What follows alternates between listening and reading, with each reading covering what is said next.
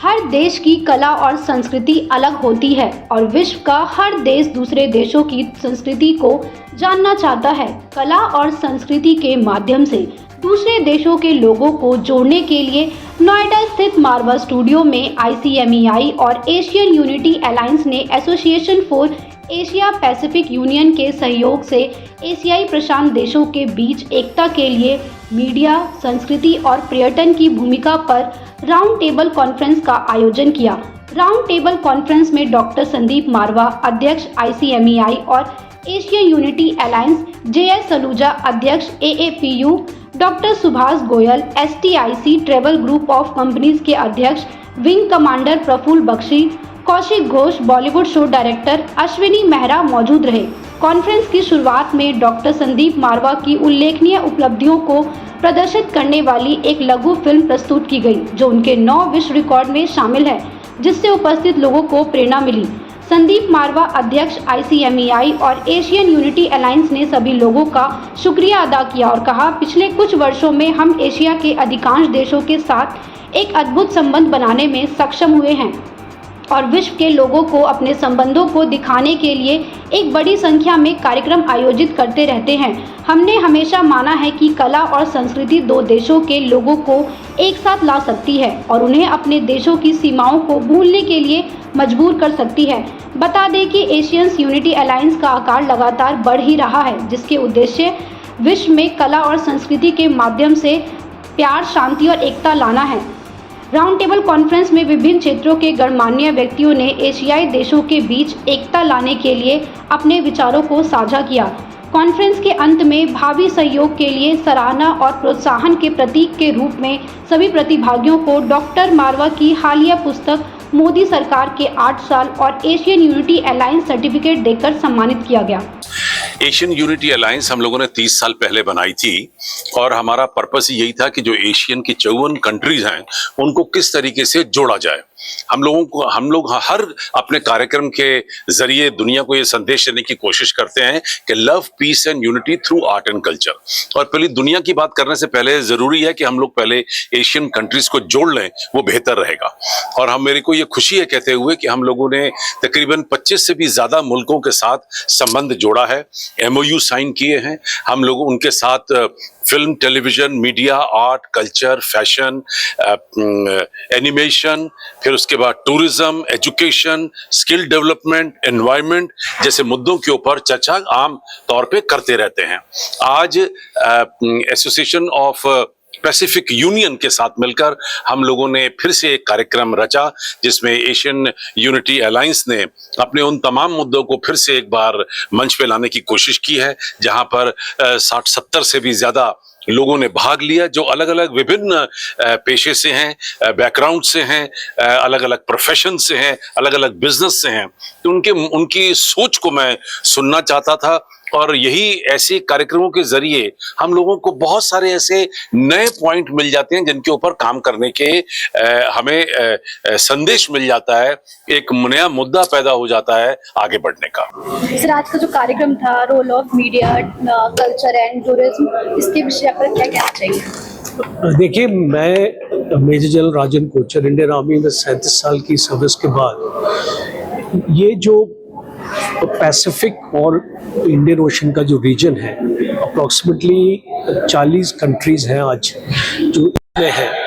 और ये जो मारवा स्टूडियोज का इनिशिएटिव है, जिसमें कल्चर, मीडिया और टूरिज्म को इकट्ठा करके हम पूरे इंडो पैसिफिक और एशिया में ये message of unity, message of peace, because आज आप देख रहे हैं यूक्रेन में क्या हो रहा है, आज आप देख रहे हैं साउथ चाइना सी में क्या हो रहा है, आप देख रहे हैं नॉर्थ कोरिया में क्या हो रहा है। तो एक ये जो इनिशिएटिव जो मारवा स्टूडियोज ने लिया है, मैं इसको एक बहुत बड़ा इनिशिएटिव मानता हूँ। और स्पेशली ये जो पॉलिटिकल सिनेरियो जो हमारे देश का, जिसमें मैरीटाइम जो ओशन के थ्रू, पानी के थ्रू जो कनेक्टिविटी हम लेना चाहते हैं, वो हम इसको ले पाएंगे। पहले तो मैं मरवा साहब का और एशिया पैसिफिक यूनियन का तहे दिल से शुक्रिया अदा करता हूं कि उन्होंने मुझे बुलाया और मुझे मौका मिला। आज का सब्जेक्ट जो विषय है वो है एशिया पैसिफिक यूनियन,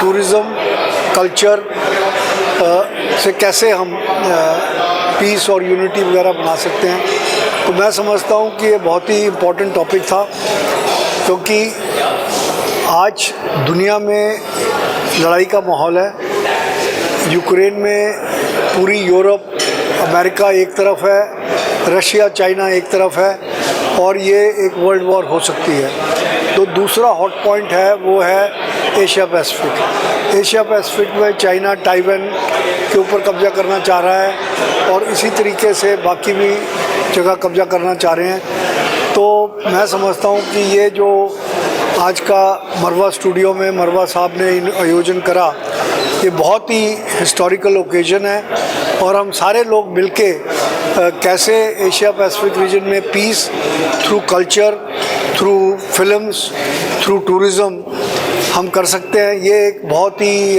बड़ा विषय है। I am Yes Saluja.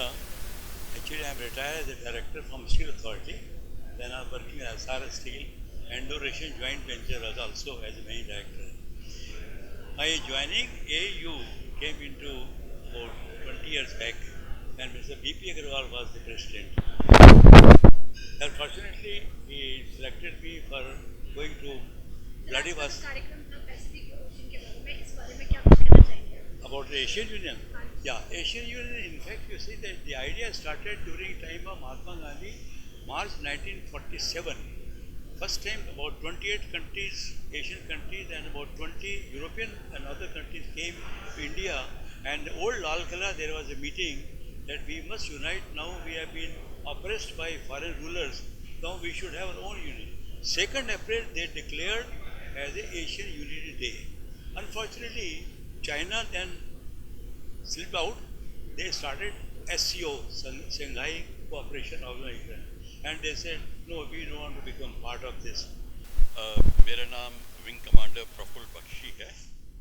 मैं association of Asia Pacific union का फॉर्मर प्रेसिडेंट रह चुका हूँ, और मैं मारवा स्टूडियो बहुत बार आया हूँ, और मुझे बड़ा फख्र है कि मैं यहाँ आपके मारवा साहब के प्रोग्राम में भाग लेता हूँ और बहुत कुछ सीख के जाता हूँ। और आज का जो कार्यक्रम जो इसकी बात आप पूछ रहे हैं, वो ये बताने की, ये हम आज चिंतन करने की कोशिश कर रहे थे कि मीडिया, टूरिज्म मिलके, कल्चर मिलके हमारे देशों को एक साथ, जैसे कि वासुदेव कुटुंबकम का जो चित्र है वो अच्छी तरह खींच सकते हैं और सब कंट्रीज को इकट्ठा ला सकते हैं। And first of all, I would like to thank Sandeep Marbaji for inviting me here, and who's an inspiration and a mentor for me. And I'm Madhuri Advani. I'm a global luxury consultant, and I'm into visibility, recognition, awareness of my clients through various ways. LuxuryCo.biz is also into bespoke events where we invite niche clientele, and it has been lovely being here today, because I consult on all these segments which have been discussed here today: art, culture, travel, tourism. So basically, because there are so many other segments that I also deal with, but because specifically today we are talking about travel, culture, art, media. So I would I bridge a gap between my clients, and it's a request that they're doing amazing job. They are the gems from the country. So there are media coaching that the clients provide, and anybody who wants a good job in media, once they do the course, they get a job. Hi, I'm Kaushik Ghosh, and I'm one of India's leading Bollywood show director. I always feel that Sandeep Marwa is a great statesman, and he's been doing a great job. I have directed almost 3,000 shows all over the world. I work with a lot of Bollywood stars, supermodel, Miss Indias. I'm also the only Indian show director to have a national fashion week. I had a fashion week also in Marwa Studio, October का India Style Fashion Week, and I think ये जो आज हम लोग का seminar था, this is all about making relationship with your Asia Pacific country, and I personally feel that as a statesman, we all come from different profession, and I think we should always come forward and we should contribute our bits. आज का जो ये कार्यक्रम का है, इसमें इतने लोगों ने अपनी अपनी बातें कही है, और यूनिटी पे बात हो रही है कि, और कल्चर के बात हो रही है, और सबके जो व्यूज़ निकले हैं वो काफ़ी इंटरेस्टिंग है। मैं कहता हूँ इतने लोगों में इतना चेंजेस लेके आने में सपोर्ट करेगी, और ये जो मीडिया के थ्रू सभी जगह फैलेगी तो मेरे को लगता है कि बहुत बड़ा चेंजेस लाने में, एक मील को पत्थर को दूर करने में सपोर्ट करेगी। तो मुझे लगता है कि इस टाइप के प्रोग्राम होते रहें और उसमें हम बातें करने से भी साथ साथ हमारे इम्प्लीकेबल भी होती है। बातें जब करते हैं तो कोई ना कोई चीज़ की प्रोग्रेस की बातें होती है। तो मुझे लगता है कि ये रियली द ग्रेट, मतलब लोगों को, इतने लोगों को बुलाना, उनको इकट्ठा करना, वरना आज के बाद किसी के समय नहीं होता, लेकिन फिर भी इतने लोग आए, बैठे, बातचीत करी, चर्चा करी और सबने अपनी जो व्यूज़ होते हैं, अपने बेस्ट ऑफ द व्यूज़ दिए हैं सबने। और ये व्यूज़ एक मीडिया में आना, मीडिया में रिकॉर्ड होना और उसके बाद में इसको एनालिसिस करना, जैसे मारवा जी ने, संदीप मारवा जी ने कहा कि we have to analyze all this thing and उनको सब जगह फैलाएंगे तो it's good. Ashutosh, and I'm a member of APO.